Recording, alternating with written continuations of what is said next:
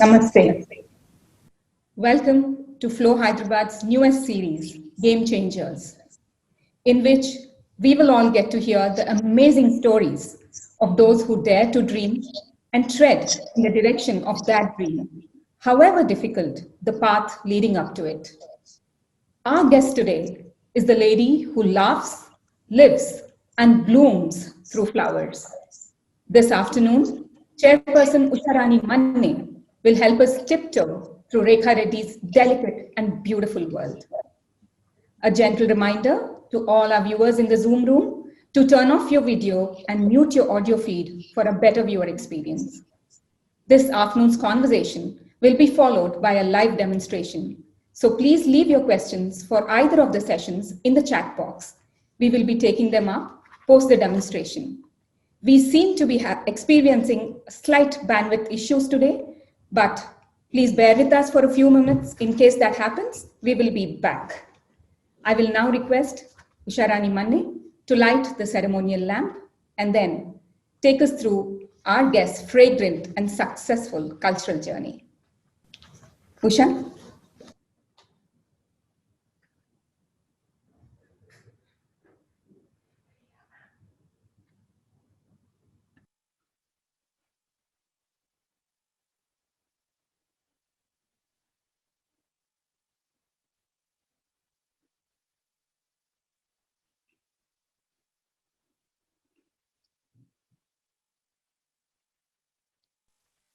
Namaste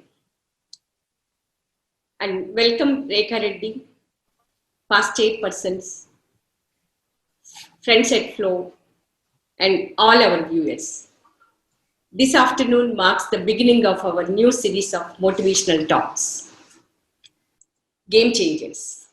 Social, scientific, business, and professional history is full of instances of people who are willing to risk it all to pursue their dream, stand up for what they believe, or go above and beyond to help another.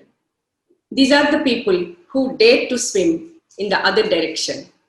These are the game changers that we look forward to bringing to you in this exclusive series. When the idea occurred to us, we didn't have to look far. Each of our past chairs is an achiever in her own right, spanning the business and professional spectrum. Their varied and often unique skill sets have made them trailblazers. So, once a month, starting today, we will hear from each of these wonderful ladies, her story in her own words, which I hope will inspire us to do amazing things from where we are right now. Our first game changer is past chair Rekha Reddy. I was barely a year old in FLO when Rekha took over as chairperson in 2012. Vani Subhash, our another senior past chairperson, called me one early morning and asked if I would take up the post of treasurer for Rekha. I was quite excited, no doubt, but there was one hitch. I had never had a personal interaction with Rekha until then, not even an introduction. So I was really surprised that she thought I could be trusted with such a huge responsibility based on someone else's assessment of my capabilities. In that 1 year, Rekha taught me and all others on the committee several things by just being herself, full of genuine warmth, ready to give and share credit, trusting, confident. She set one example after another, especially her value system and the way she uncompromisingly upholds all that FLO stands for, have ingrained a deep sense of respect in me for the organization and for this position of chairperson in particular. One never stops learning, and I learned this by watching her closely. I distinctly remember her year-end video for FLO and a coffee table book that she brought out on Ikebana. Both were so comprehensive and so beautifully presented that I followed suit and got them created for my own company. It made me realize the importance of good branding and how it helps organizations be perceived more professionally. So, knowingly or unknowingly, there's so much one can pick up from organizations like FLO and from those who lead them. I only recently became Rekha's student and have seen how strict she can be as a teacher. Always with a ready smile, she's a taskmaster too and highly organized. At the same time, she has all the patience in the world and the grace to let her students express themselves and experiment. In all these years, never once have I seen her lose her cool. I feel so proud and privileged to be talking to you, Rekha, on this platform today. Shall we start then? Thank you so much, Usha. Sure. As an Ikebana practitioner, what you create is nothing short of art. Having spent several years pursuing this beautiful art form, please tell us, what role does an artist play in this society? For that matter, how does art and Ikebana in particular contribute to our growth and mental well-being? First, thank you so much, Usha, for the very, very kind introduction. I think you've been too kind.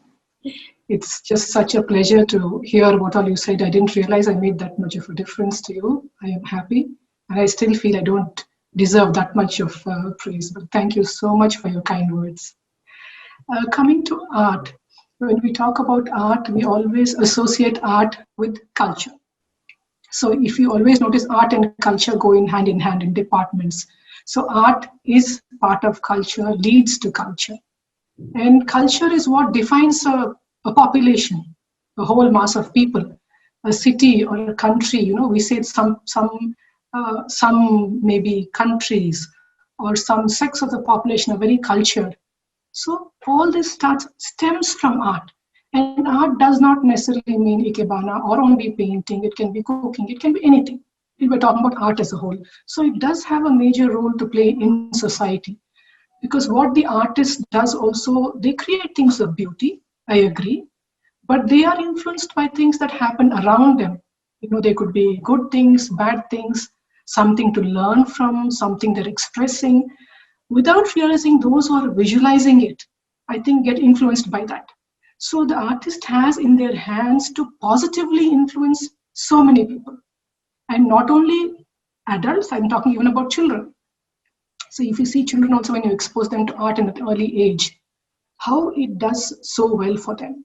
So I feel when a society is more artistic and more open to these things, the population also tends to be a little more refined in the sense of, I'm not talking about style refined in their senses, in their sensibilities. And when they practice an art form, they're so much more calmer. The most important thing I've noticed myself by doing Ikebana over the years, it just calms you down as a person. So this is where even being calm in the mind, being steady in the head, your mental health, all this counts. Sometimes I have students who come, I have children who come who are parents send them because maybe they're attention deficit, or they have some issues at school or anger issues. They come to class and they are there. I don't strictly teach them Ikebana, but just sitting there, letting them handle flowers and leaves and talking about nature, it gives them a kind of a softening of their outlook on things. So people's outlook on things change when they're exposed to art, what you see. So you can influence, it's unimaginable how much of an influence it can have on people's thinking. And when people's thinking changes, especially for the good, and how much good it'll do to society. So like you said, I have my bouts of losing my temper. I feel I'm a calmer person. Those happen, it's natural. But it just teaches you a sense of calm because you're working a lot with nature. So automatically that kind of comes in. It also sometimes I feel it leads to some path of self-awareness, when you're working at art forms. Suppose somebody's painting, you see them painting, you don't even you want to tiptoe behind them because they're so immersed in their art. It's a form of meditation. Art is a form of meditation. So it will calm the mind of like so many people. And it's something when you have an exhibition or when you have a program, an art program, so many people come together and the vibes in the entire room are usually different when it's this kind of people. So, you'll be getting people together for a nice reason. So that way it makes a difference in so many ways. I mean, the list is endless, but it's all steady. It's not like a one time. You won't see it in like 6 months or 1 year. It's a slow process. It's like osmosis. You slowly absorb, from around you. And people who grow up in an artistic family, I do so much of art. So my family sometimes claims all artists are a little, strange in their own way. So maybe I'm strange in my own way, but it's at least it's not harming anybody. It's a quieter and a nicer way of doing it. Very well said, Rekha. Indeed, arts and culture brighten our lives and enrich our emotional world. I also believe that art is a highly important pillar of innovation because it is creative minds that come up with path-breaking ideas.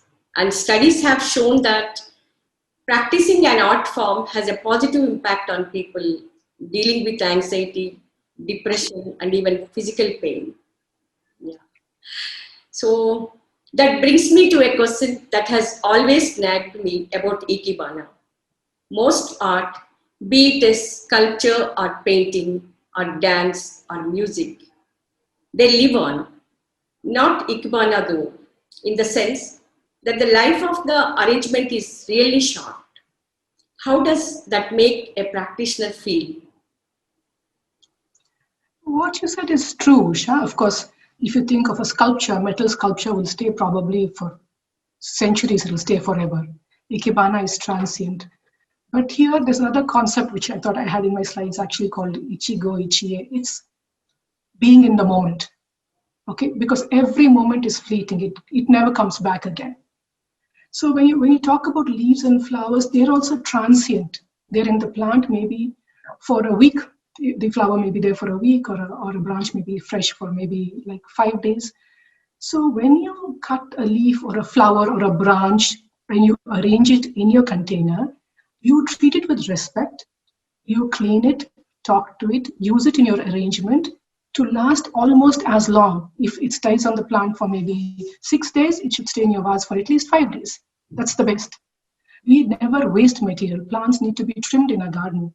So sometimes, most of the time, we used garden material, trim roadside material, dry twigs, dry flowers, and you recreate nature in your container. Not everybody has access to greenery or seeing it constantly. So you have to travel nowadays in the cities. You have to travel far and wide to see a patch of green. That reminds me of our rains we had the last few days. It was so beautiful to go out. Everything is washed and clean, and you just breathe so well. Of course, after 6 days or 7 days of continuous rain, I wanted a dry spell because nothing was drying in the house and we had damp walls. But you must remember that things are impermanent also. We have this concept of wabi-sabi, so there's impermanence. So you're bringing nature indoors for more people to see, enjoy. You're recreating nature in your container. You're treating it with respect. You're making it live almost as long in your vase. So then it's, then your process of thinking will change. That question has come to me earlier, like bonsai, for example. Some people said, you're taking a plant, but you're stunting it. You're not letting it grow normally. So which is a way of thinking. Nothing is wrong or right. It's in what you perceive and how you perceive it that way. Like, I suppose I'm making a salad.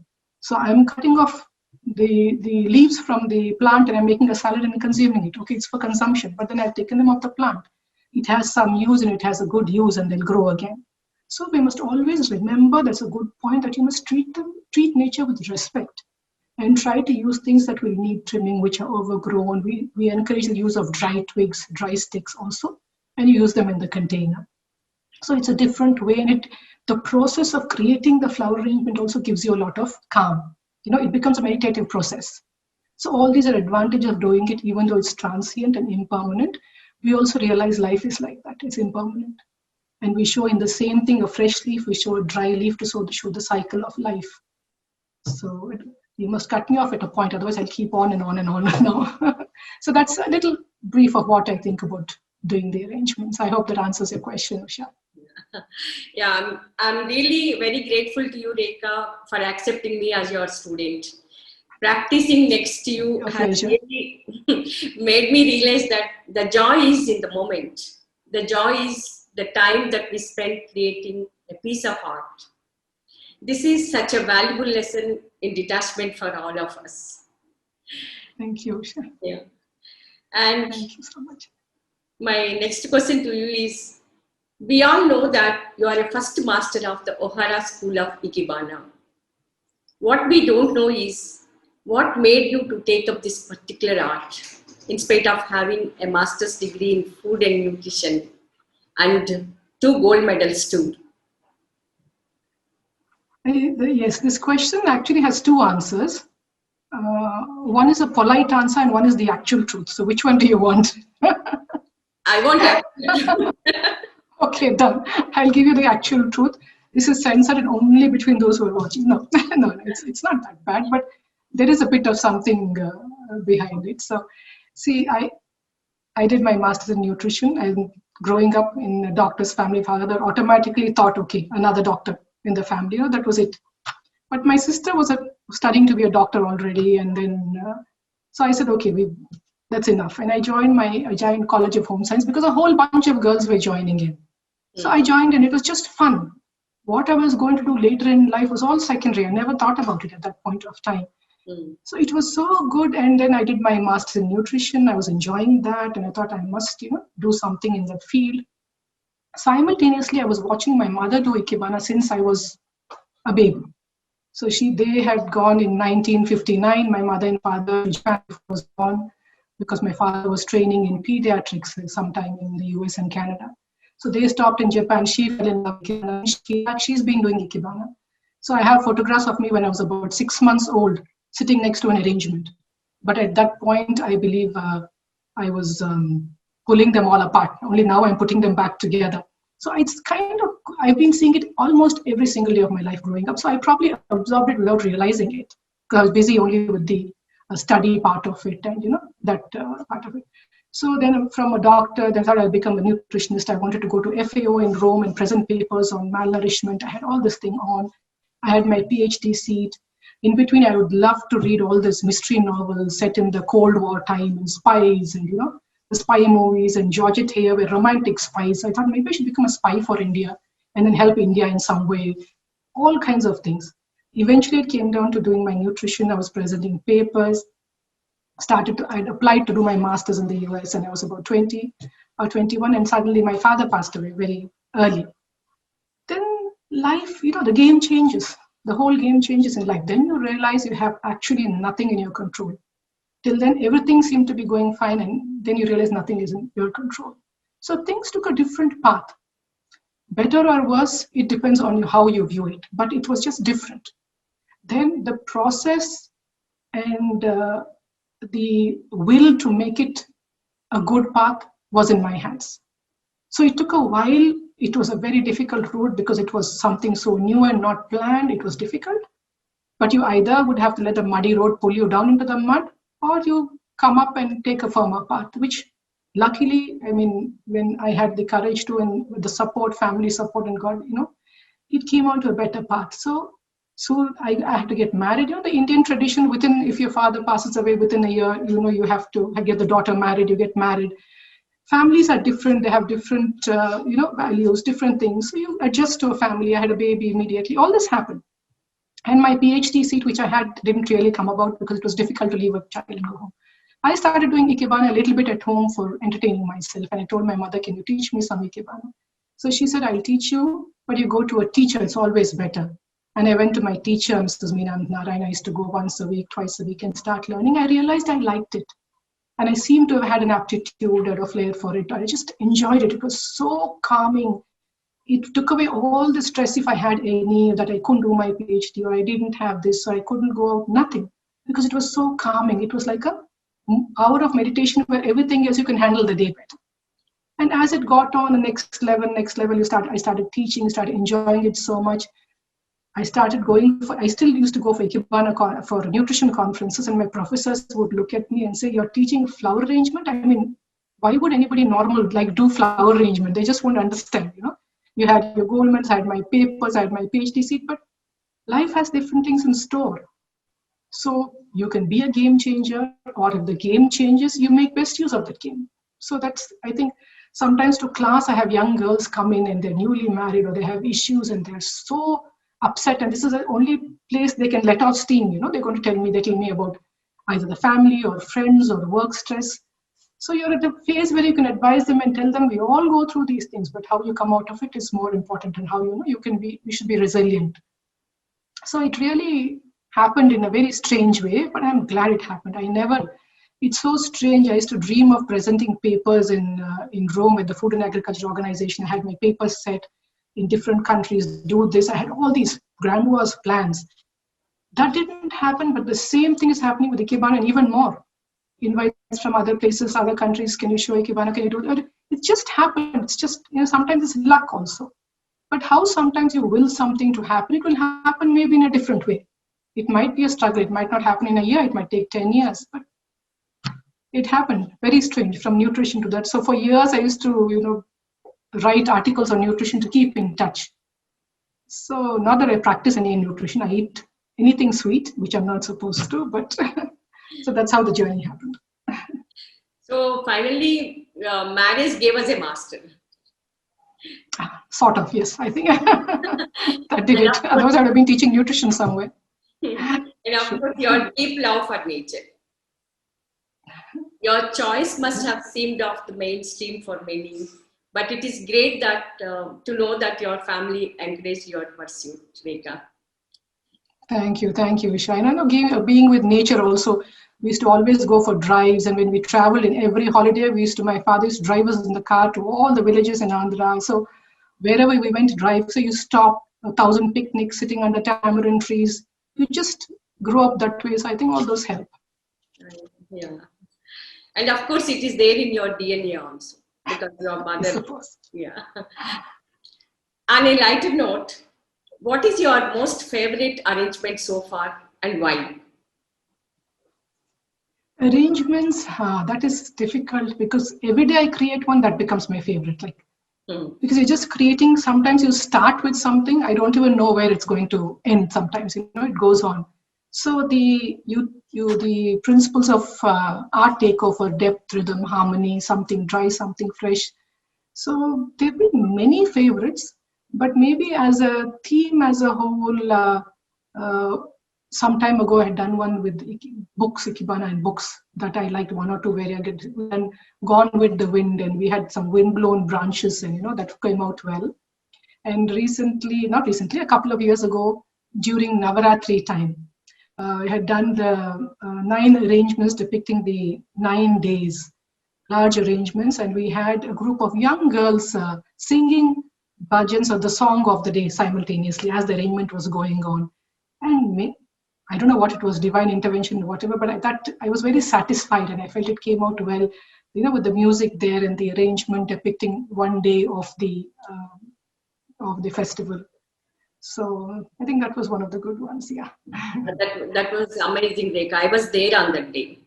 You were there on that day. Yes, I was there. There's so many ways. Sometimes some local demonstration. Now that was for Ikebana International, one for O'Hara. I did an arrangement about 6 inches in a 6-inch container, a miniature landscape. It's just completely a landscape view that you see, but in miniature. So that was, you can just sit at them and look for so long, and you'll never get tired looking at a microcosm of nature. I know the art form is so much about balance and harmony. Yes. Both and space and dimension and rules and breaking rules. Yes, too. Very important. Breaking the rules also sometimes, yeah. And there's so much we can learn about life from it. We would like to know, you have authored many articles and brought out so many publications on Ikebana. What was the motivation behind it? One thing is just I've been fond of writing from an early age.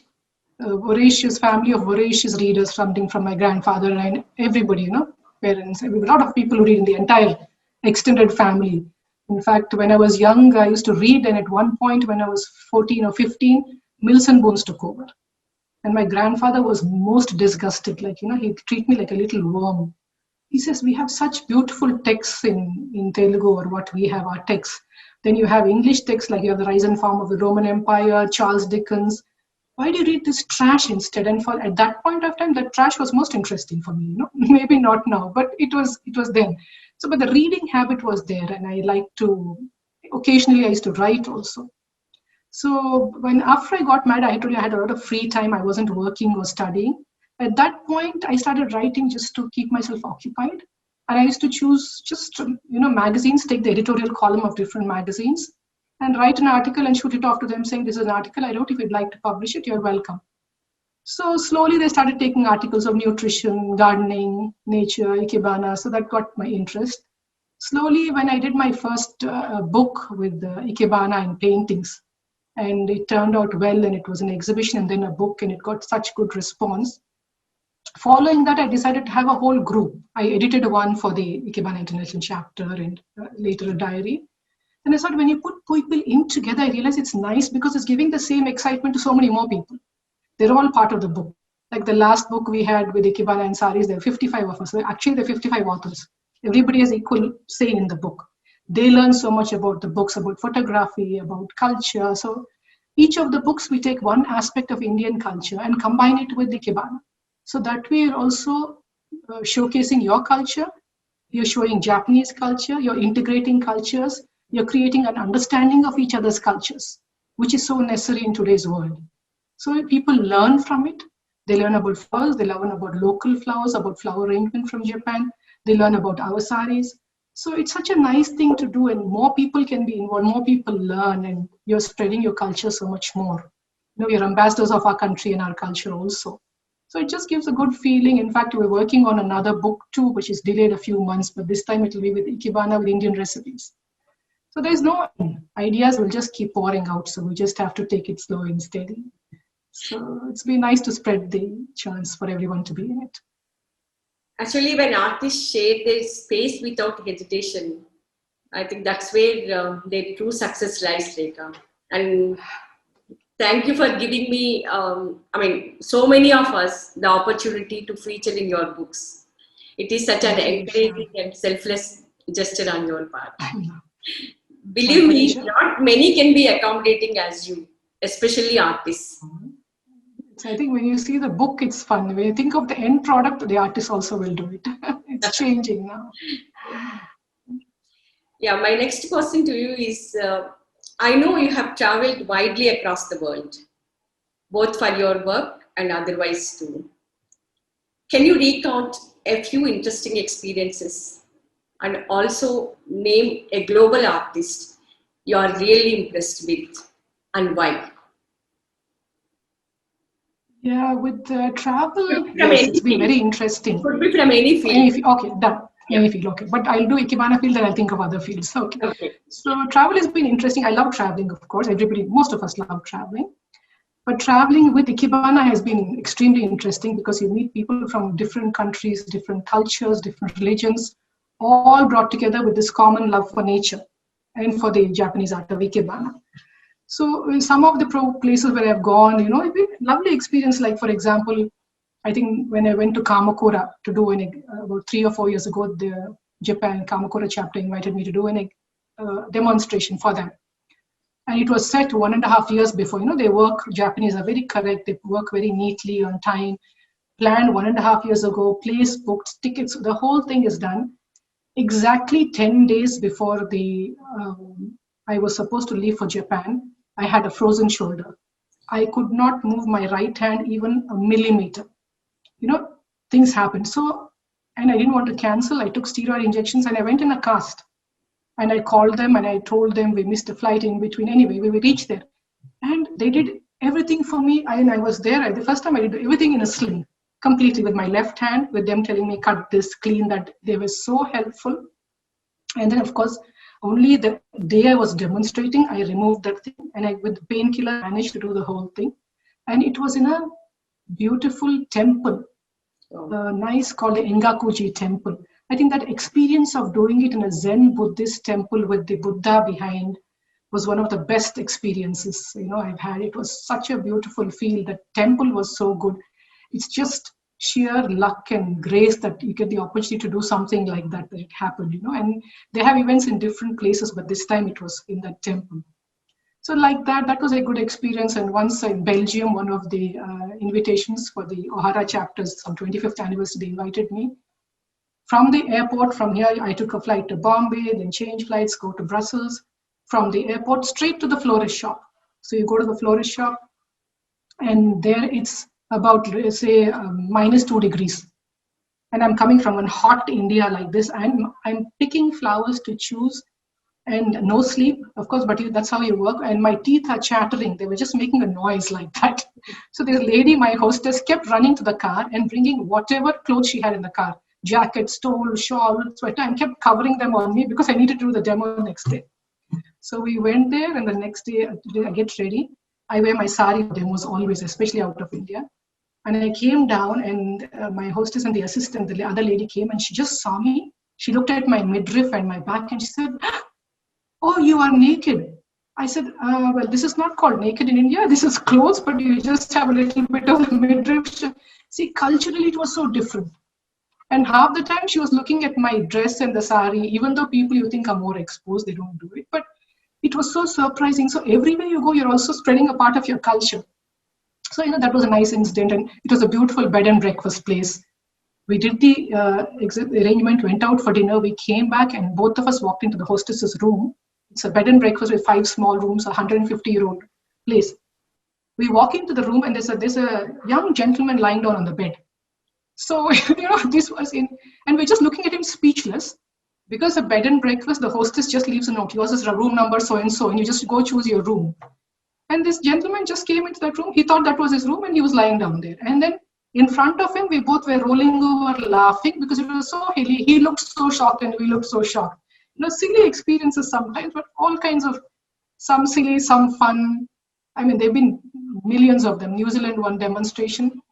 The demonstration came in the paper that I was doing it the previous day, and at the demonstration in the Botanical Park, an Indian couple, this is about 15, 20 years ago, Indian couple sitting right at the back, waited till the demonstration came up and said, we are so happy that Indians are doing so well in anything and something like this, and Indians were in the paper, can you come home for dinner? It's just random, but it's so heartwarming, how they feel. Yeah. So many incidents like that, but it's been lots of fun. And everywhere you've been able to spread your culture and, the love for nature and spread Ikebana. So which is really nice. And what I do is called the Ohara School, but every school is beautiful. It's so nice. Yeah. And about artists, I think one of the headmasters called, pardon me? Experiences must be really priceless. Yes, and there's so many more, but then that will take one other day. So many little things like that, incidents. Okay, now you reminded me. One incident where I went to Taipei 2 or 3 years ago for a demonstration, and the lady there said you can get maybe cut material, a little of it in a box, not roots and all that. So I took the entire material for the exhibition, the demonstration. I did a stage demonstration in a little cardboard box, cut, clean, spent 2 days because I arrived at 5 in the evening and my demonstration was the next day morning at 10. And this box of things, and I land in Taipei, and I'm taking my bag out, and I see this little cute dog on a leash with some security people walk, and I'm walking towards it thinking, oh, such a cute dog. And that thing came straight, sat at my box with my material and wouldn't move. 5 Chinese policemen whisked me off into the room behind, opened up my suitcase, my bag, every stick, though nothing had a root, it was clean, there was dry. They looked at it, said no, threw everything out. At least they didn't put me in jail. I was happy. I believe we shouldn't get even a cut, leaf also. So I came out without anything in my hand, had to that evening gather material and prepare for a demo. So various things like that. And you asked about artists? Okay, yes. Sorry. So one Mr. Hu Nohara, he was one of the headmasters of the school. Very innovative, very open-minded, very warm and very generous with his spreading of the Ikebana to people outside also. So I always, I just like them. It's not that I want to emulate or compare with them, but it's just nice people to look up to, And there's a glass artist called Dale Chihuly. I saw some of his works in the US. He's an American. You'll see him with a little eye patch. And he does a lot of trees and flowers and colorful, beautiful glass hand-blown sculptures. And he's done a series on Ikebana also, actually. And in my son used to stay in an apartment when he was studying, and that lobby was freshly redone, and they had these little sculptures of those glass flowers in the ceiling. So his was very nice. And there are many, somebody called Frank Gehry, who also is an architect. And there's this, he does beautiful lines. He's US and he has beautiful lines in his buildings. And there was one Zaha Hadid, who's no more, but we had gone with some of the FLO past years. We went to Azerbaijan last year, and she had done a few buildings there. They have just beautiful flowing lines. Reminds you of a river flowing or a stream, just those huge, lovely, long lines. So some of the artists who've impressed me and I like. So that's some of them. Artists working with glass is equally fragile material as flowers. Yes, yes, it is. It is. I'm jumping to another topic completely, Rekha. From art to leading FLO, how did it happen? And how did you make it work? And what did you learn from it? FLO happened when FLO started initially in Hyderabad. I think one of our friends, Shanti, they were all involved in it, and they said, we're starting this organization, why don't you be members? So we just joined in. It was more, we didn't realize the far-sightedness of FLO, what it was then. We just joined in because a group of friends joined in. It sounded interesting, sounded like something that we can work on. At that point of time, I was nowhere close to being an entrepreneur. Not that I am now sometimes also, but you are there at it and you realize what it can do. So I was just following more my art. So I was a member since the beginning, but not really active in the organization as in the running of the organization. So once I was in Mumbai with a demonstration and I had a gap between my demonstration and the workshop.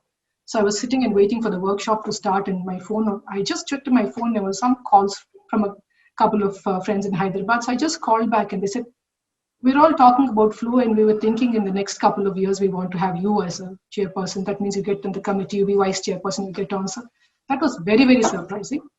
So I didn't think I had it in me at that point to head an organization, but I said, are you sure? Because I'm not business minded. And even till today, I don't think I'm business minded. When I became FLO chairperson, I think my husband was extremely tickled. He said, I can't believe you were heading a women entrepreneur organization. Well, things happen. I think, how did they ever do that?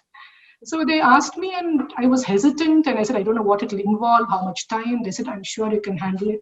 It'll be easy, not to worry. So I did get in and I was there and then I was vice chair and then became, chairperson. And then I took over after Pinky. And that I told Pinky, I said, that is a very wrong thing. Never step in after Pinky. Before is okay. Okay. So after her term, then getting onto it, stepping into those shoes. But everybody was so cooperative. I had such a good team. From the past chair, Pinky was helping. I think Jyotsna was my vice chair. You were my treasurer. I had Madhavi, and then we had Priyanka, and Padma and Suma.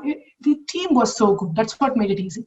When you have a good team helping you, we never had this many subcommittees or anything like that. It was much smaller. Luckily, it was way back in 2012, so I could handle it. I don't think I can handle it now, Usha. The number of programs you're having, your initiatives, wonderful work. Our work was much less then, definitely much less.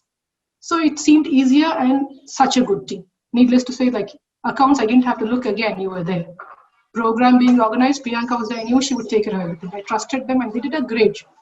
Everybody helped, the members were cooperative. So it happened really well, and the programs went off very well. We had to manage time between house and Ikebana and that a little bit. So you learn to adjust, you learn to make time, and certain stressful moments are there with speakers. And then, in fact, once there was an Ikebana event in Delhi, an international event. It was a 4-day event. I registered, I had to go. And one of the Buddhist scholar gave his time only in the middle of that event, 23rd. I had to come back that day in the morning from Delhi, go back in the evening again for my program after this program. But it was worth it. It was a good program and he spoke very well. And, so those things happened, but we managed. And you learn so much from the organization by handling. So I've headed other organizations earlier, the Ikebana International Harai for a few years at a time. But this was a different thing. And you can do so much and you can learn so much. It's both. And every chairperson, I think, has done more and more. Each chairperson does one step more. And now what they're doing now, I don't think I did then, I couldn't have done then. So it's been a very good journey. It's learning and you're able to help so many young entrepreneurs come up. So it's a very satisfying feeling when you're able to do that. Yeah, I must say that being in an organization like FLO teaches one so much about time management, teamwork, sharing responsibilities and results, stepping out of our comfort zone. And each one of us here is an achiever in her own right. But FLO teaches the value of coming together to live a shared vision. So that is the beauty of FLO. What is your definition of success? Are success and happiness two sides of the same coin? Success, I think, would mean basically happiness. If you're happy, you are successful. If you succeed in staying happy, I think that is success. And also being content. See, what you've done, whether the job or your work or your life at home or life outside is, successful. I think if you at the end of the day, you're reasonably happy, you're content, that is success. Otherwise, any amount of success really doesn't matter. So if it's a coin and something that you have to flip and you have success on one side and happiness on one side, I think everybody would choose the happiness part. But if you look at the coin as a whole, the coin is something valuable, the whole thing. And on that, there is success, there is happiness, there's everything, and it keeps flipping, turning over. Then you can have them and you can make yourself happy by not necessarily being successful in what you wanted to do only. That is, if you're being rigid, then you'll have issues. Because we have a goal, but if that goal can't be reached, or you have a via media goal, or you have another path to that goal, or you have set a different, because this goal is not reachable, it doesn't mean, it shouldn't make it automatically unhappy. You set a similar goal or a different goal which is more accessible to you and which you will equally enjoy, and you're doing that, that means you're successful and you're happy. So it all depends on how you view it. But I think just being content and happy and adjusting in different areas and doing what you like is, we are fortunate to be there. Right? To be honest, my reason for asking that question is purely selfish. I want to understand how successful people do it so that I can derive from their experience in creating my own. Lot of luck also, Usha. Grateful to you, Rekha, for those great tips. Thank you. Thank you so much. My next question is, what keeps you awake at night? Right now, the first thing that comes to my mind is grandchildren. Grandchildren. I have them like crawling all over me. I'll have an elbow in my nose and then have one foot on my mouth. So that's that. Okay. Apart from that, occasionally maybe stress. Something happening. Like for the first time last night, the Wi-Fi just decided it's going to disappear from the house, the entire street. So for the first time in a long time, I was a little worried and I couldn't sleep for a point. But that's my day. But main things, I come awake at night and stay up. I think I seem to get all my ideas in the middle of the night somehow, or late night. I'm just lying down, falling asleep, or I come awake to something, and suddenly this bright idea about this container, and if I use that branch and I do that theme, and that would look so good, and I'm so excited I can't sleep at night. Which is like, I say, okay, there's enough daytime to do all that. When I sleep, I should concentrate on sleeping. But lots of times ideas come up in the middle of the night. Sometimes I forget them when I get up in the morning. So then my mother said, keep a book and pen next to you. When you get up, just scratch the idea, scribble it out, and you go back asleep again. But sometimes ideas do keep me awake a lot. And then because you're so excited and the mind is racing to do, you can't wait to do that. You want to get up in the morning and do that. That's where I think that Ikigai comes in, but we'll talk about that later. That means restless minds are the most creative ones. I read somewhere that an adventurous heart will always seek out new paths, even through old doorways. That is true. They will. Lastly, what advice do you have for us at FLO about staying motivated, especially in these times?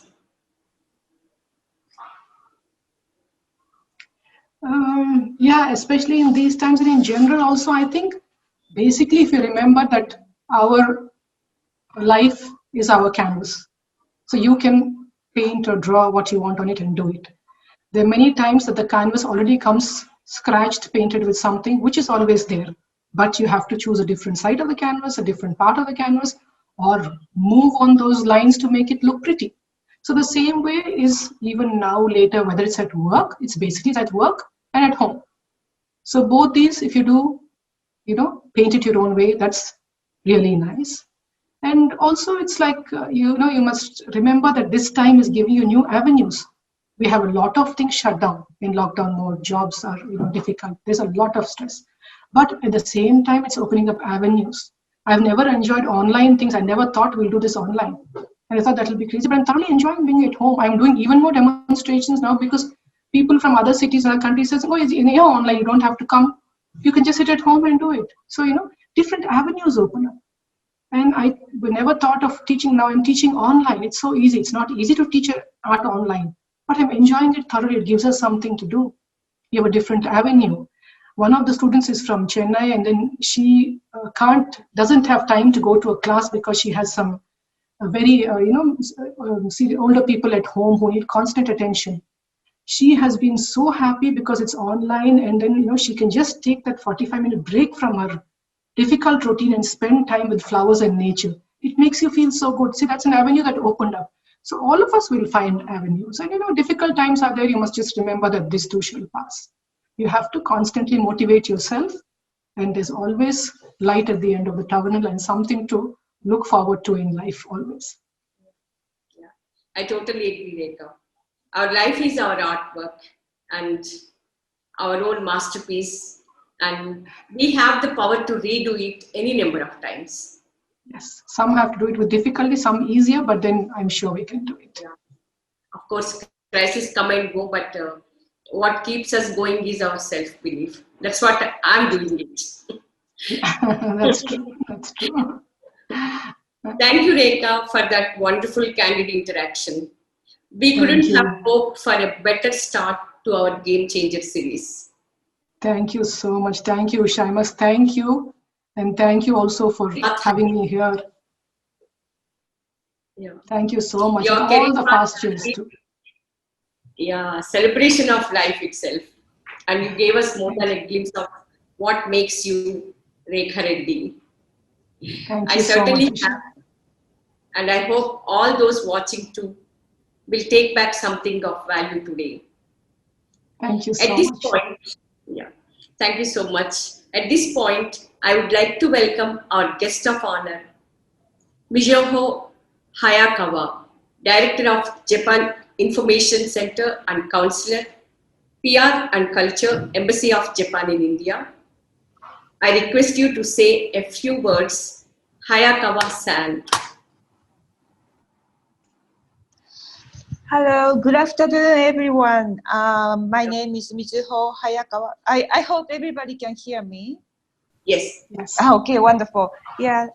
First of all, I'm Mizuho Hayakawa. I'm a director of Japan Information Center, Embassy of Japan in New Delhi.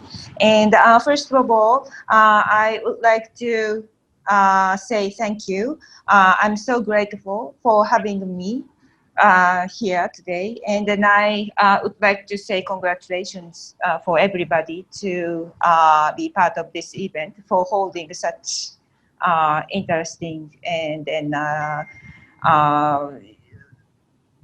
with some challenge event and challenging event, and I don't practice flower ikebana, but I really like appreciating this beautiful artworks. So I'm really looking forward to seeing the demonstration this afternoon. And thank you very much.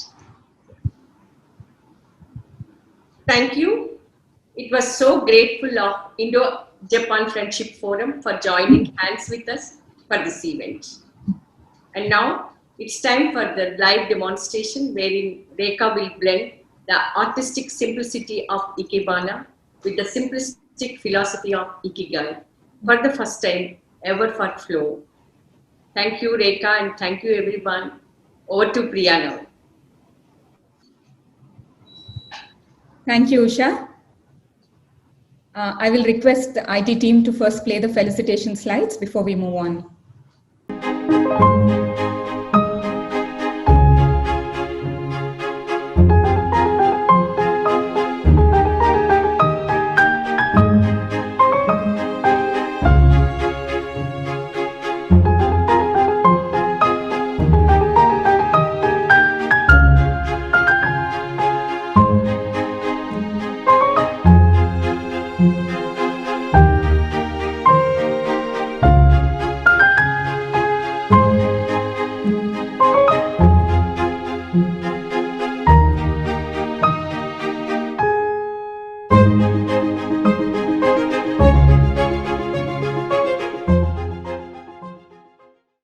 Thank you, Pranay. While Rekha sets up her demo table, let's see some of her previous works. Can we have the transition slides, please?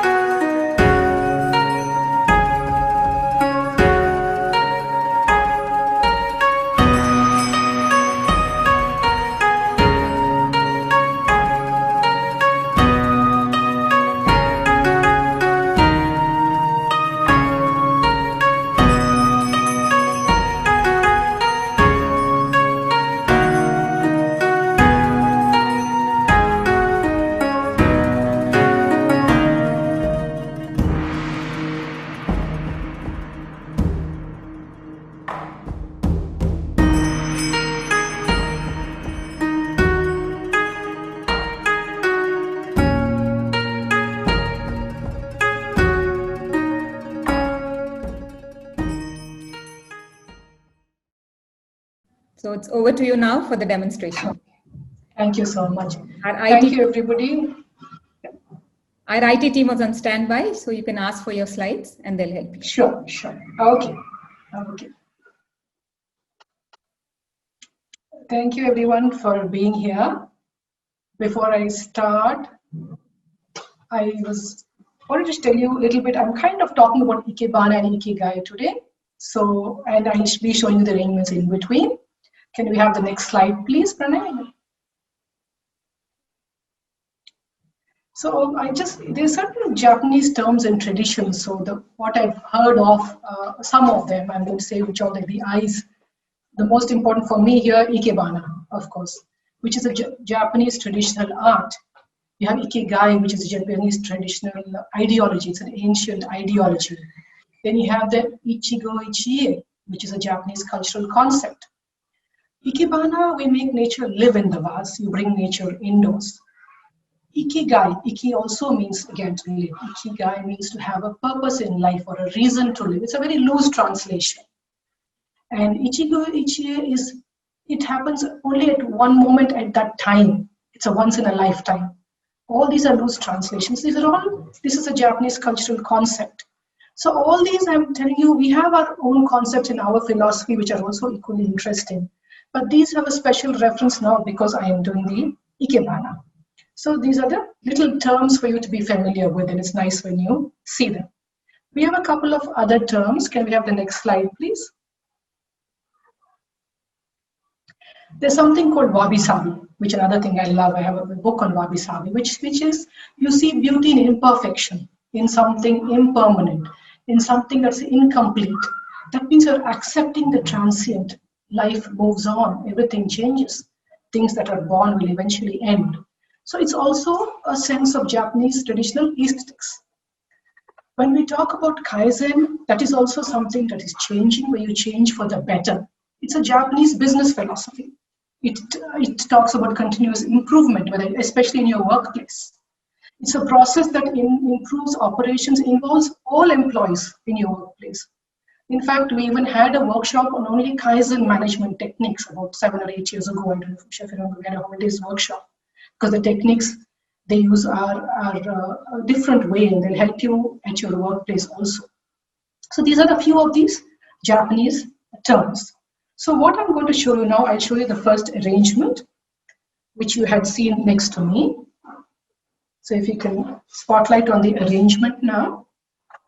In this arrangement, I've used a glass vase. It's shaped like a cactus plant, if you notice. I think if I could have the spotlight, please, then I can see it. So this is a cactus. It's a vase in the shape of a cactus, if you can see. And I chose this vase, and I chose material, which is a euphorbia, which is a cactus kind of material. I had this sitting next to me, so it doesn't look bare. But I based it, the Ikebana I do is based on the Ohara school. Like I said, all schools are absolutely beautiful.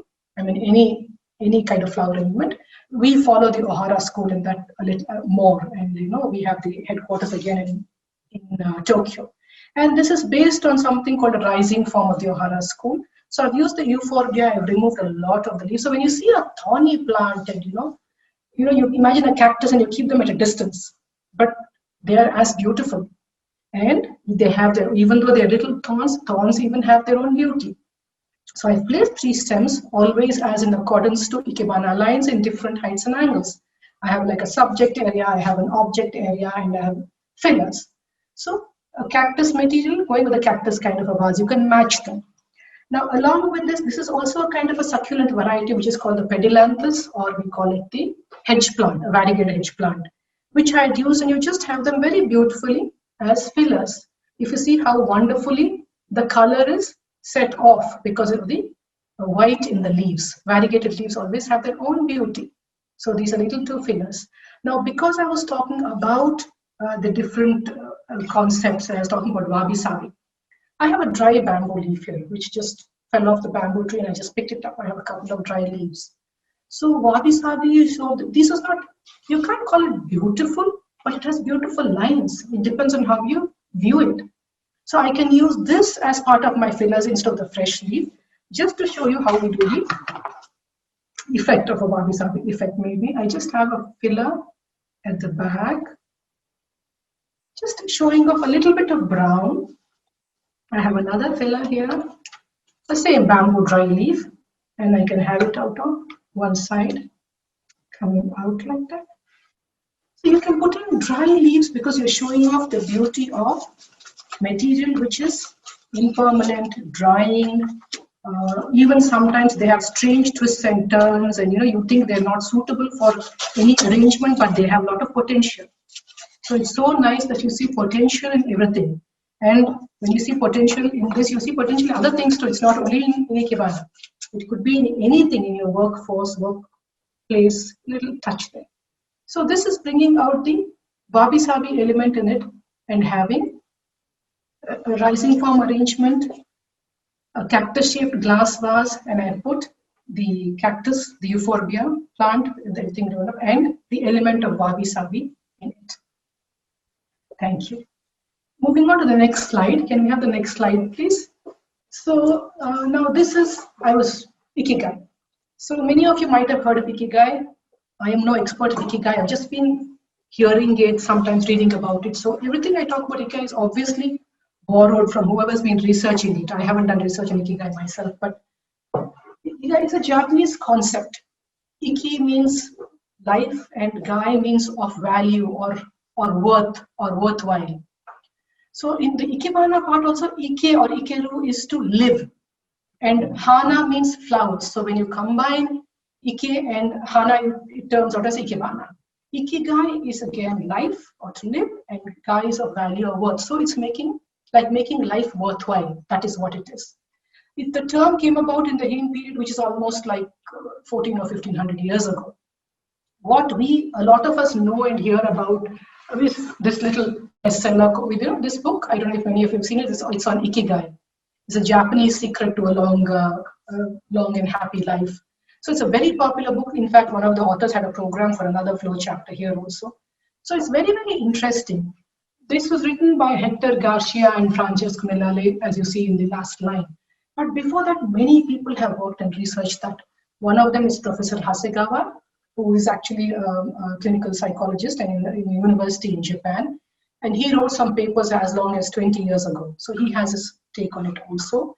And many of his works are based on research by, again, Mrs. Meiko Kamiya, who is actually a psychiatrist, a doctor.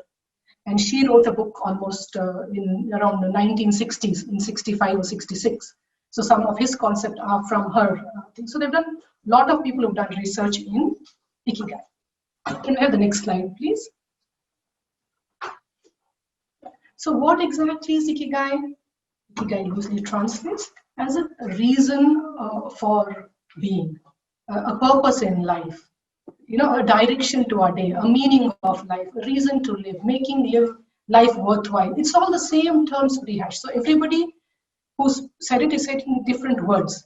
And a lot of what I am saying also is from these books about Ikigai and Professor Hasegawa's talk. I've picked up things from them also to learn, so to give you an understanding of what is Ikigai. So these are all the things. So when the day starts, you are happy, you are up and about you. There's something to do, something to look forward to, something to live for. There's so much beauty outside and you want to capture it. There's so much opportunity outside and you want to make use of it. So that is what Ikigai loosely translates as. So at this point, I'm going to show you my second arrangement.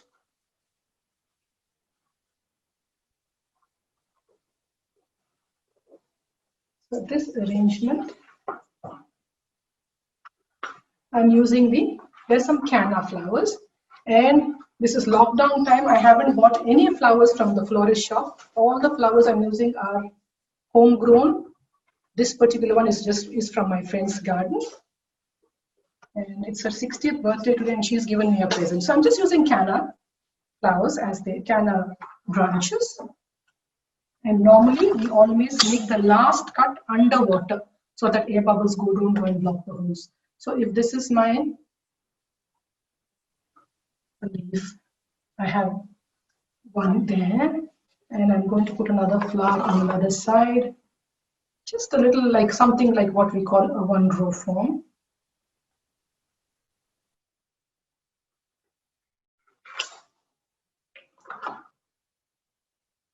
It's a little tired, maybe.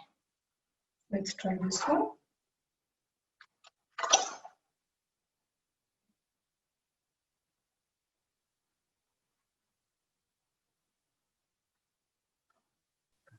So on these canna leaves, I'm basing this on a kind of a one row style of the O'Hara school. And on the other side, I had one yellow, which is looking a little tired. I'm going to remove one leaf.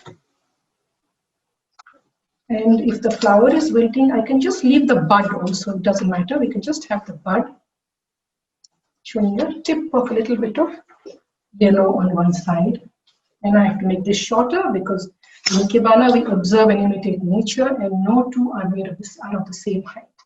So I'm having one little yellow on this side, and of course we need support of leaves along with it.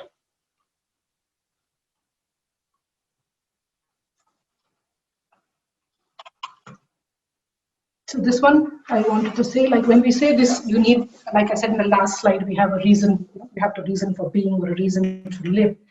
Getting up and seeing these things in nature makes me, go ahead with the day and go on with what we need to do. And also these, I always felt, reminded me, now these are all our pastures, all of them, each of them. The ones who came before me, strong, supporting the chapter so well. So this is for all the pastures, I think. They've been doing such a good job, and they're so, so loyal to FLO, and they do so much work when it's a FLO-related activity. It's quite amazing. So I'm removing this one, and I'm going to use a smaller leaf. Coming out like that. And I have,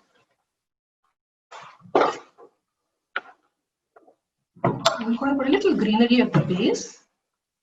I have these lovely, very light colored, nice golden melaleuca. So I'm going to use these.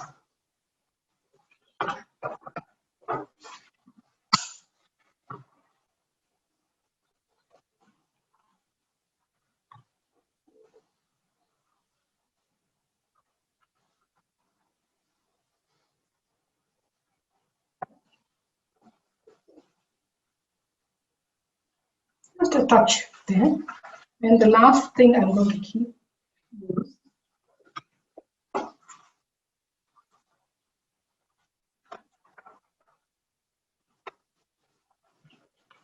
is again a touch of the yellow flowers, the yellow Caesalpinia, to give it a little color.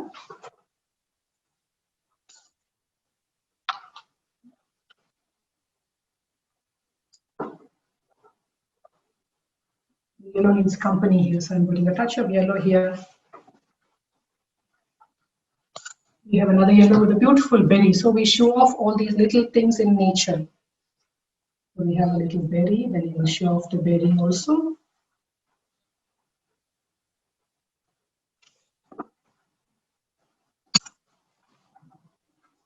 A small one on there.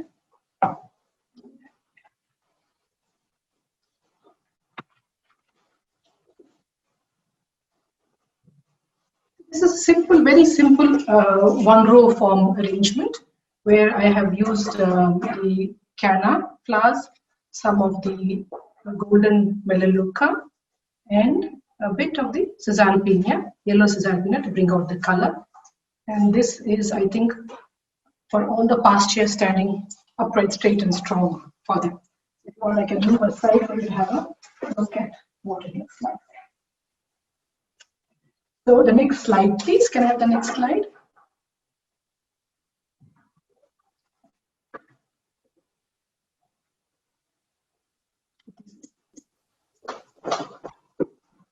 Here you see the Ikigai chart. And this is what is there. It's been there. Many people have interpreted that in different ways. And it's basically how you, if you like something, you love something with a passion, and that becomes your mission in life, and you make it your vocation and finally your profession. So this is what it is. I'll explain to the next slide. Next slide, please. Can we have the next slide?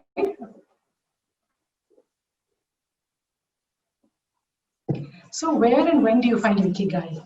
So according to Garcia and Miralles, it's the point where the components of life, of passion, mission, vocation, profession all unite. So when you what you love, like for suppose like for me it's Ikebana, and it's also what I'm good at, and it's valued all over, and then if I get paid for it also, then you've reached your Ikigai. But then Professor Hasegawa in his thing, it's similar. But he says it's more the individual awareness that drives one to live daily.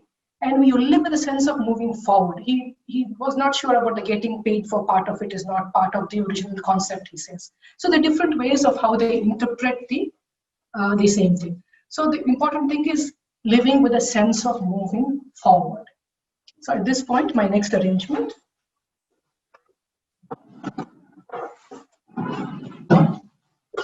So just to show that, I have this little Syngonium vines.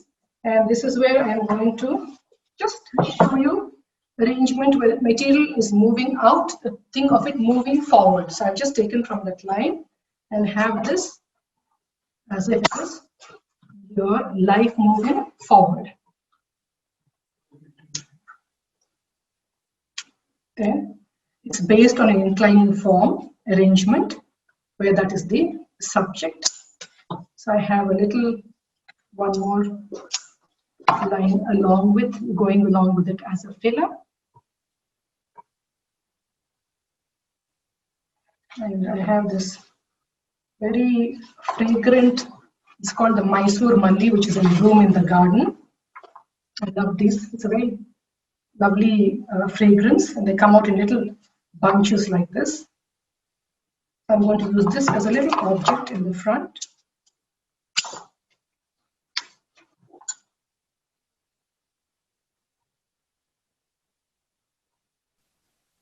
And we fill it up with a couple of tall fillers.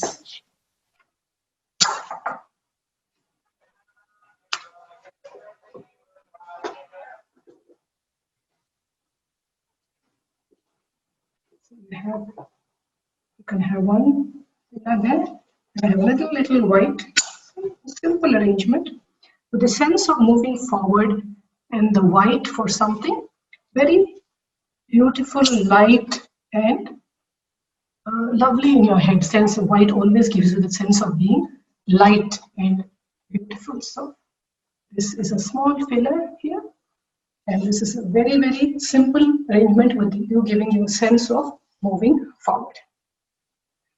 The next slide we have, here we have the next slide, please.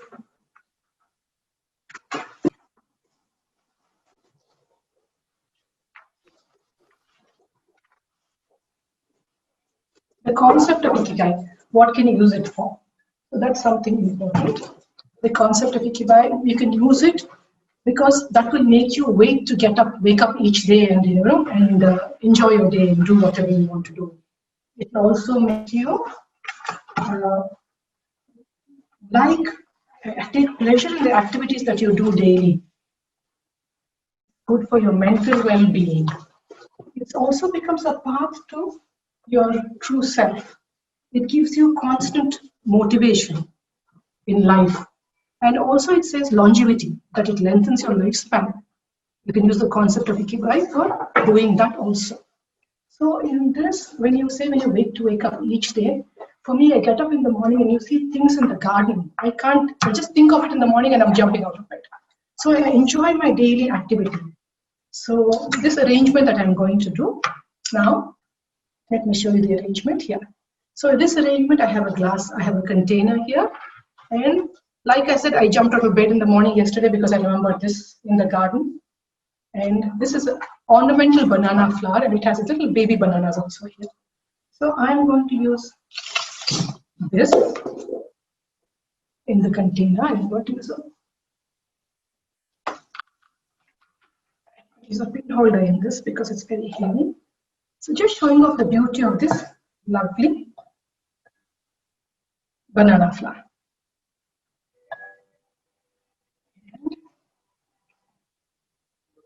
You can see the banana with that. And as a base to the whole arrangement, you can even have a leaf sometimes. And you have the arrangement. As a base to the whole thing, it looks so pretty when you put it on a banana leaf. Let me do that.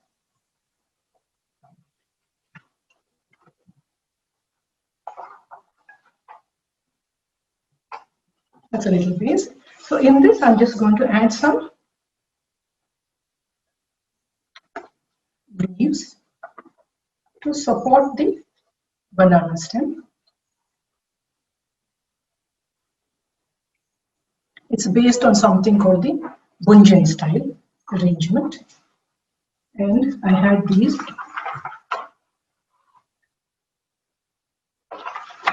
berries of a kind of palm tree. This looks so nice and bright, so I'm going to put some berries into this. Just place them.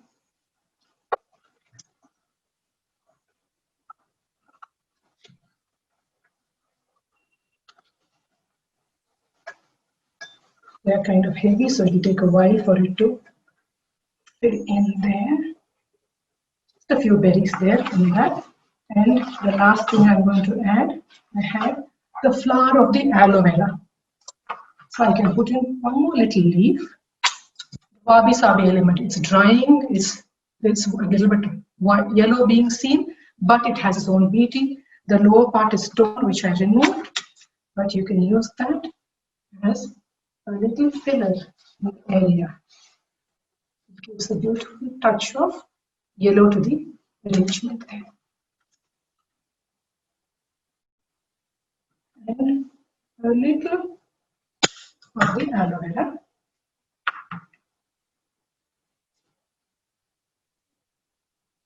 Flower. It's all a shade of lovely orange there. Okay, that is the arrangement.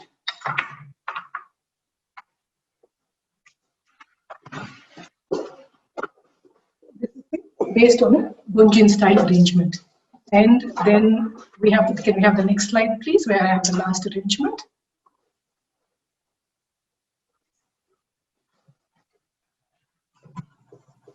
These are called Ikigai facilitators, and these are what will help you reach your Ikigai. So what will help you reach your Ikigai is, main thing is reconnect with nature. Then these are all the points which various people have found. It's nothing to do with not what I did, but what various people have found. You reconnect with nature. You always eat a little less than when you are full. My nutrition professor is telling me always eat 10% less. Don't wait till you get full. Then staying connected with people. Keep the company of positive people. Positive people will give you positive vibes. And then you must be very resilient.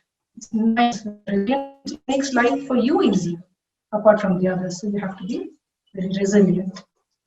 Also have an attitude of gratitude. So nice when you realize how lucky we are in so many things, and we've come out for so much. That always is very nice. Then you live in the moment.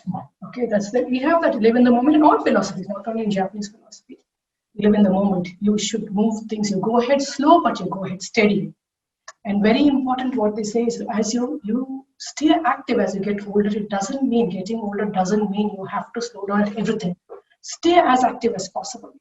Steadily, but please stay as active as possible, even as you get older. They say in Japan, in Okinawa, they have one of the oldest living population. So we were there for the last Ikebana World Conference was in Okinawa. It happened to be there. It was a lovely experience, and then we saw a lot of people and what they were doing there and the way they were living. So you grow old, but you must stay active. So at this point, I'll show you my last arrangement. Can you have the light on the arrangement, please? Yeah, the last arrangement. I've chosen it's called a gourd vase. The little gourds. Some of the gourds are shaped like that. So I'm using the gourd vase. In the gourd vase, this is the last point of getting old, but staying active. So I've used a white vase. I'm going to use white grass material. It reminds me of something older, isn't it? White hair, older people. So I'm just putting these lovely things which a friend bought for me when she traveled. She found these and she said that I might use them for Ikebana. So I have all these friends who drop off interesting things for me. It has a very, very narrow mouth. So I'm just putting very natural way. It reminds you of old age, longevity, but it does not mean that you have to slow down. So we have this, and along with this, what I can do is, see, I'm just going to put, you have a choice. I had these in the garden. You can put beautiful bright red Ixora flowers. It goes well with the obe also, Japanese obe, which I'm hanging here, or a very delicate touch of a little bit of a pink for a change. So I can do that. So what I'm going to do is maybe I'm going to put the pink pentas coming out in the front.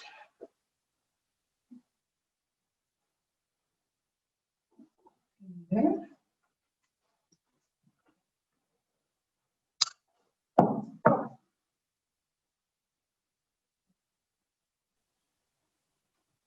different heights and angles, and I put another one.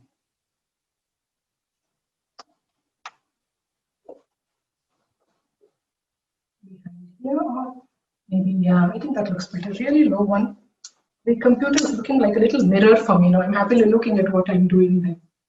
So a little touch here, forming a little triangle. So that is just a very simple rising kind of arrangement. Even the base, I've used a dull brown because the whole effect of growing older, but growing older gracefully, but not slowing down either. And because longevity and lifespan we associate many times with people of Okinawa or in other places. In Okinawa, I noticed they eat a lot of the goya, the ridge gourd. So I found some strange little twisted pieces. So I'm going to put that as an accessory. They even make chopsticks with the shape of cut goya and all that. So I'm just going to put in one or two of this as a little feather under this. So you can see the that's supposed to be one of the reasons why they say healthy. This one, the seaweed, and maybe I can have a little gold flowing down here. There you can see that foot now, a little gold down here, and this. This is the final arrangement depicting the longevity also of people and how they have their Ikigai and they stay on and enjoy life so much more. And the last slide, just to sum it up. This is also again from the book by Garcia and Miralles, that I've taken this line because it's about art also. There are many people of advanced age who offer us inspiration and ideas for bringing energy and meaning to our lives. Artists, for example, carry the torch of their Ikigai instead of retiring. They have this power. And art in all forms is an Ikigai that can bring happiness, purpose to our days. Enjoying or creating beauty is free and something all humans have access to. Thank you so much. I think in the practice and pursuit of Ikigai, of Ikebana, I have found my Ikigai, and may you all find yours soon. Thank you so much, Usha, and the whole team for arranging this. It's been a real pleasure talking to you and showing a little bit of Ikebana with the theme of Ikigai. It's been a wonderful day, and thank you for giving me this opportunity. It's our pleasure. I mean, having you is, it's really a pleasure for us, for the Hyderabad chapter. Thank you so much. Thank you so much, Rekha. It has been wonderful working alongside you. And you have so expanded our appreciation of beauty.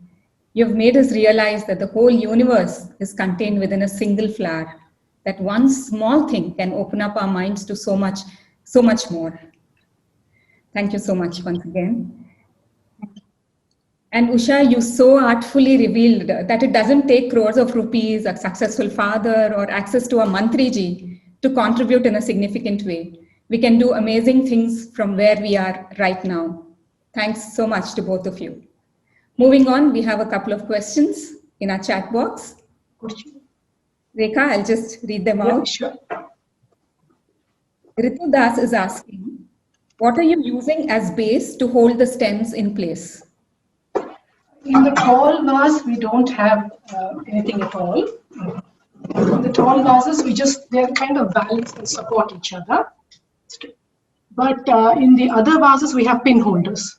A metal pin holder into which you fix the leaves and the flowers. Tall vases, they stay, you balance them on each other. So you do it much at a later phase usually, actually. So there are various kinds of pillow. You can use floral foam, pin holders, many other things. Geetanjali Kapoor wants to know which is the best place in Delhi to learn Ikebana. I'm getting really inspired. I'll tell her, I'll give her a list of numbers she can get in touch with. Just let her you can put up my number in the chat. So I'll give her 2 or 3 numbers. So whichever area she's staying close to, there are a lot of people teaching and she can go and learn from them. There are lots of teachers there. Gayatri wants to know what's the soil composition? How is it different from other flower settings? Pardon me? Soil composition, is it different from other settings, other flower settings? No, there's nothing to do with soil composition. We're using cut leaves and flowers into the arrangement. But any garden flowers, you need the garden component. Gardening is a different aspect actually. So the gardening, you have your proportion of, you have your manure, you have your red soil, you have your sand, which is the same. Succulents, you'll have put in more sand. The flowering ones, you'll put in a little more manure. So that is different when gardening, whatever is good for that particular plant, use those gardening techniques. When it comes to arranging flowers, we cut the leaves and flowers and arrange them in your container. So that is the same, but those have different treatments. Like for example, cutting them early, the milky stems, you char them on a flame. They have different treatments for them to last much longer in the container. Thank you, Rekha. As it came up in the conversation earlier, art holds the power to help treat depression, anxiety, post-traumatic stress, ADHD, and other mental health issues. As you all know, we have launched just last month our initiative, Reach Out. We would like to play the theme song, please, which we all our past chairpersons.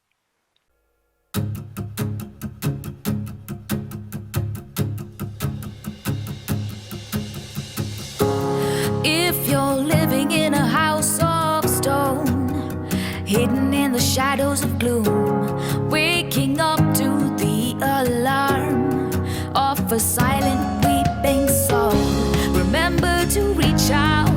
There's always somebody who can help you. Raise your face to the sun again.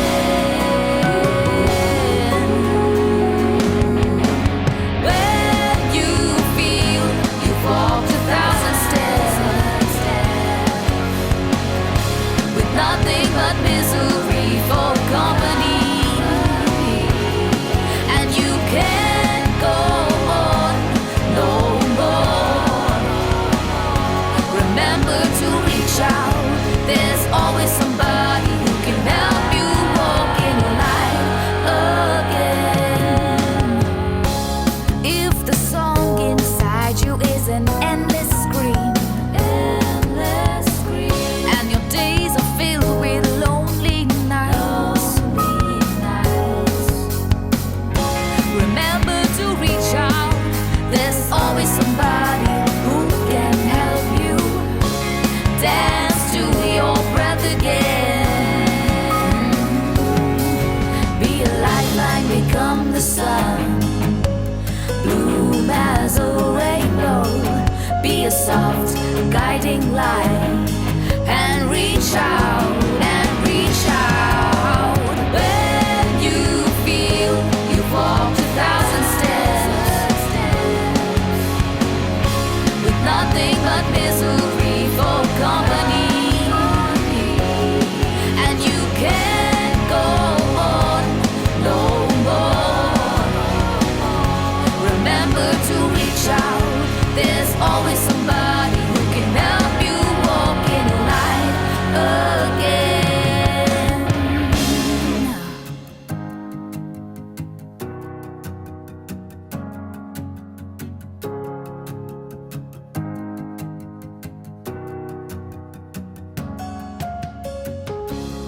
Remember to reach out. There's always somebody.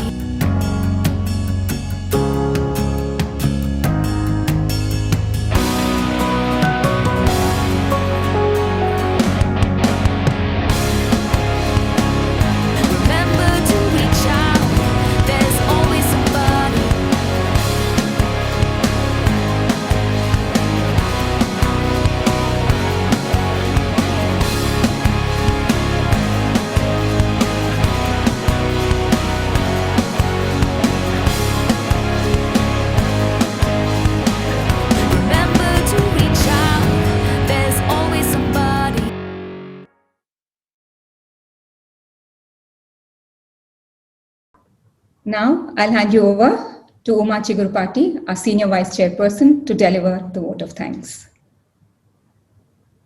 Namaste. Floral wishes to one and all. When you look deep into the nature, everything looks beautiful. Nothing is perfect and everything is perfect. Nature is beautiful because it is alive. When you bring that nature into your home, you feel rejuvenated. It gives vibrant energy to its surroundings. Ikebana is recreating the nature in our houses. This art is therapeutic, especially in these stressful times. It's a wonderful medicine. Rekha, what do you want me to tell? At this juncture, I have to mention that my journey of Ikebana has started 24 years. Today morning only I was recollecting, it has started 24 years back with you. Thank you so much for explaining your life philosophy and showing these beautiful and poetic expressions of Hana. Each and every arrangement, simple yet gorgeous. Thank you so much. I thank Mizuho Hayakawa, Director of Japan Information Center, Counselor for PR and Culture, Embassy of Japan in India, for gracing this program. I also thank Indo-Japan Friendship Forum for associating with FLO Hyderabad for this event. I thank our gold sponsors, Coleman Group and RBC Worldwide, our branding partners. I thank the IT team for the technical support and all the fellow committee members who are behind the scenes for bringing out this beautiful program. Floral facilitations to all our past chairs who are our pillars of strength. I thank all the fellow FLO members pan-India, media, and all the viewers of today's program for being with us. I'm sure all of you are going to practice this simple yet beautiful art at home and make your homes and hearts lively and happy. Remember the Kaizen theory? Change for better will happen soon. Stay happy, stay safe. Namaste. Thank you, Uma. Before we close, just to remind everybody again, can we have a closing slides, please?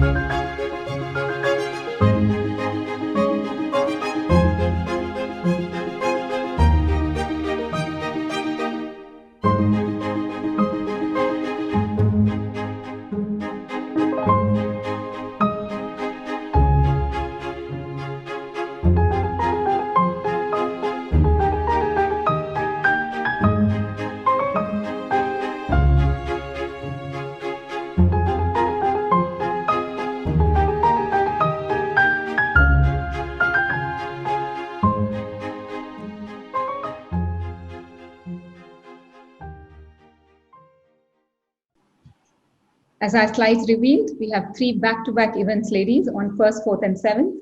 So please mark your diaries. See you soon. Have a happy and safe week.